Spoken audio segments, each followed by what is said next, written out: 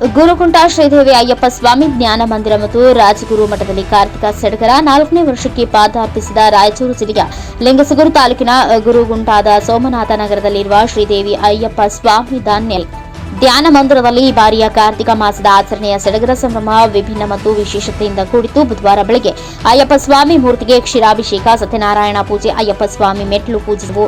ಈ ವೇಳೆ ಗುರುಗುಂಟ, ಲಿಂಗಸಗೂರು ಹಾಗೂ ಮಾನ್ವಿ ತಾಲೂಕಿನ ವಿವಿಧ ಹಳ್ಳಿ ಪಟ್ಟಣಗಳ ಅಯ್ಯಪ್ಪ ಸ್ವಾಮಿ ಮಾಲಾಧಾರಿಗಳಿಂದ ಆಕರ್ಷಕ ಭಜನೆ ನೆರೆದಿದ್ದ ಭಕ್ತ ಸಮೂಹವನ್ನ ಕುಣಿಯುವಂತೆ ಮಾಡಿತ್ತು. ಸಂಜೆ ಸಡಗರದೊಂದಿಗೆ ಕಾರ್ತಿಕ ದೀಪೋತ್ಸವ ಪೂಜೆಯಲ್ಲಿ ಪಾಲ್ಗೊಂಡ ನೂರಾರು ಭಕ್ತರಿಗೆ ಪ್ರಸಾದದ ವ್ಯವಸ್ಥೆ ಕಲ್ಪಿಸಿದ್ರು. ಕಾರ್ತಿಕ ಮಾಸದ ಮಹತ್ವ ಕುರಿತು ಮಾಲಾಧಾರಿ ಪಂಚಾಕ್ಷರಿ ಸ್ವಾಮಿ ತಿಳಿಸಿದರು.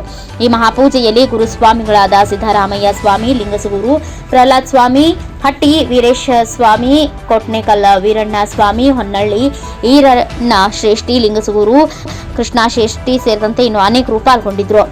ರಾಜಗುರು ಮಠದಲ್ಲಿ ಕಾರ್ತಿಕೋತ್ಸವದ ಅಂಗವಾಗಿ ರಾಜಗುರು ಮಠದಲ್ಲಿ ಬುಧವಾರ ಬೆಳಗ್ಗೆ ಮಠದಲ್ಲಿ ಲಿಂಗೈಕ್ಯ 6 ಶ್ರೀಗಳ ಗದ್ದುಗೆಗಳಿಗೆ ಕುಟುಂಬಸ್ಥ ರುದ್ರಮುನಿ ರಾಜಗುರುಗಳು ರುದ್ರಾಭಿಷೇಕಗೈದು ವಿಶೇಷ ಪೂಜೆ ಸಲ್ಲಿಸಿದರು. ಮಧ್ಯಾಹ್ನ ಜಂಗವಟುಗಳಿಂದ ಪ್ರಸಾದದ ವ್ಯವಸ್ಥೆ ಕಲ್ಪಿಸಿದರು. ನಂತರ ಸಂಜೆ ಮಕ್ಕಳಿಂದ ವಿವಿಧ ಸಾಂಸ್ಕೃತಿಕ ಕಾರ್ಯಕ್ರಮಗಳು ಜರುಗಿದವು. ರಾಜಗುರು ಶಾಲೆಯಲ್ಲಿ ಉತ್ತಮ ಸೇವೆಗೈದು ತಾಲೂಕು ಮತ್ತು ಜಿಲ್ಲಾ ಮಟ್ಟಕ್ಕೆ ಆಯ್ಕೆಯಾದ ಶಿಕ್ಷಕ ಶಿಕ್ಷಕಿಯರನ್ನ ಮತ್ತು ಶಾಲಾ ಮಂಡಳಿಯ ಕೆಲ ಸದಸ್ಯರನ್ನ ಈ ಸಂದರ್ಭದಲ್ಲಿ ಸನ್ಮಾನಿಸಿ ಗೌರವಿಸಿದರು. ಸಂಜೆ ಕಾರ್ತಿಕ ದೀಪೋತ್ಸವ ಜರುಗಿತು. ಆಕಾಶದೆಡೆ ಆಕಾಶ ಬುಟ್ಟಿ ಹಾರಿಸಲಾಯಿತು. ಈ ಸುಂದರ ಕ್ಷಣಗಳನ್ನು ಕಣ್ತುಂಬಿಕೊಂಡು ನೆರೆದಿದ್ದ ಜನಸ್ತೋಮ ಹರ್ಷದೊಂದಿಗೆ ಚಪ್ಪಾಳೆ ತಟ್ಟಿದರು.